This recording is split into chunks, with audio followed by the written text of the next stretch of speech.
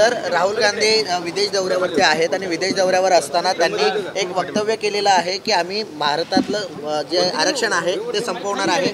एकंदरीत लोकसभेला आरक्षणावरून मोठं गदारोळ झालेला पाहायला मिळाला विरोधकांकडून, मात्र आता तेच वक्तव्य करतात आम्ही आरक्षण संपवणार. खरं म्हणजे विरोधी पक्षनेत्यांकडून याच्यापेक्षा काय अपेक्षा करू शकतो, कारण प्रत्येक वेळेला विदेशात गेल्यानंतर आपल्या देशाची बदनामी करणं, देशातल्या जनतेची बदनामी करणे हा त्यांची एक भूमिका कायम राहिलेली आहे.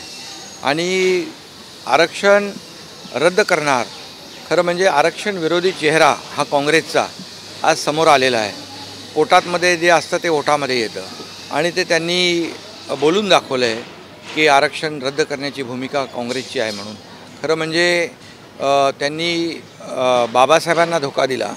बाबासाहेबांना काँग्रेसने दोनदा धोका देऊन पराभूत केलं आणि जे बाबासाहेबांना धोका देऊ शकतात ते आरक्षणाला कधीही धोका देऊ शकतात. त्यामुळे बाबासाहेब नेहमी सांगायचे काँग्रेस हे जळकं घर आहे आणि म्हणूनच बाबासाहेबांना जे काही अनुभव आलेला तो त्याच्यातून ते बाबासाहेब आपलं विचार सांगत होते, मांडत होते आणि म्हणून खऱ्या अर्थाने याचा निषेध करावा तेवढा थोडा आहे. बाबासाहेबांनी आणि संविधानाने दिलेलं जे आरक्षण आहे हे आरक्षण कायम राखण्यासाठी महायुती सरकार, NDA सरकार, पूर्णपणे केंद्र सरकार, राज्य सरकार या आरक्षणाच्या पाठीशी आहे. आरक्षण रद्द करण्याची हिंमत कोणी करेल त्याच्या विरोधामध्ये केंद्र आणि राज्य सरकार उभं राहील.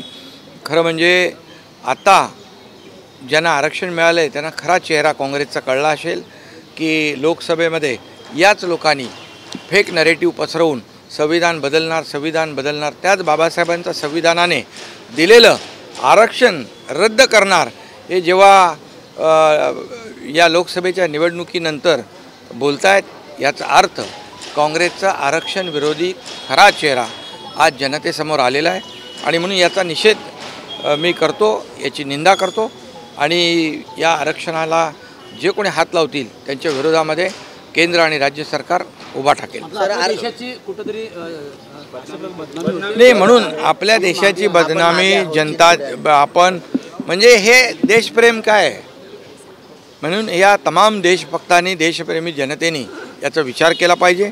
आणि आता नाही, अनेक वेळा राहुल गांधी हे काँग्रेस पक्षाचे प्रमुख आहेत, विरोधी पक्षनेते आहेत, त्यांच्याकडून देशाची बदनामी करणं, देश आपला मागे आहे आणि इतर देशाची उदो करणं, इतर देशाची वाहवा करणं हे कुठलं देशप्रेम, ही कुठली राष्ट्रभक्ती. आणि म्हणून याचा निषेध करावा तेवढा थोडा आहे. मी याचा निषेध करतो. जगाला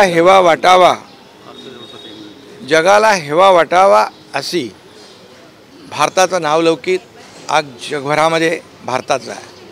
आपल्या देशाचं नाव पूर्ण जगभर रोशन करण्याचं काम आपले प्रधानमंत्री नरेंद्र मोदीजींनी केलेलं आहे.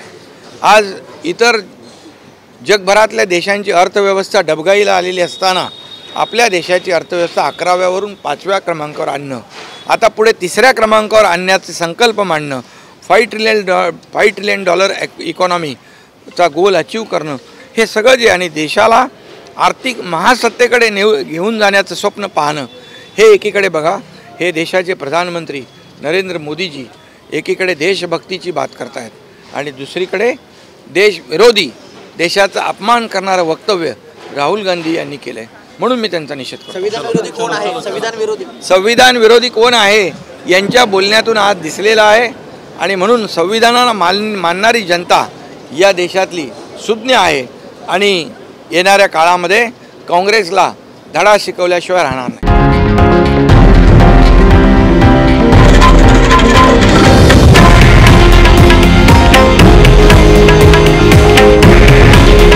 हे आहे देशातील नंबर 1 न्यूज नेटवर्क आणि आपण पाहत आहात TV9 मराठी. काळजी तुमची, हित महाराष्ट्राचं.